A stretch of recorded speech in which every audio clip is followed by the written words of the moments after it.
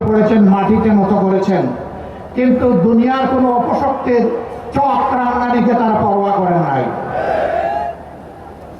কোন লোক লাশার দিকে ফিরে তাকাননি, হুমকি দমকিকে পাত্তাই দেন, বরঞ্চ ফাঁসির মঞ্চে গিয়েছেন হাসতে হাসতে।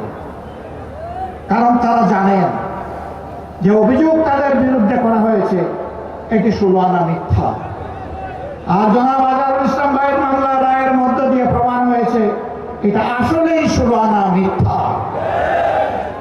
তারা যদি বেঁচে থাকতেন, আমরা আদালতের আশ্রয় নিতাম, আমরা নিশ্চিত একই ন্যায় বিচার, একই রায় আমরা পেতাম।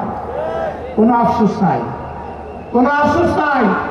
আমাদের বাগানের শ্রেষ্ঠ ফুলগুলাকে দিনের জন্য, এই জাতির জন্য আল্লাহ তাআলা কবুল করেছেন, আলহামদুলিল্লাহ।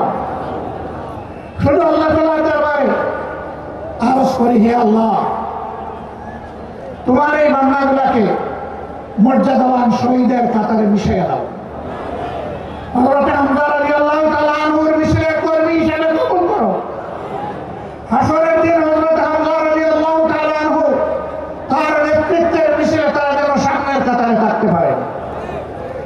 আমার সম্মানিত ভাইরা, তারা জীবন দিয়ে শিখিয়ে গেছে দেশকে ভালোবাসলে, মানুষকে ভালোবাসলে, আল্লাহকে ভালোবাসলে আর কাউকে ভয় করতে নাই।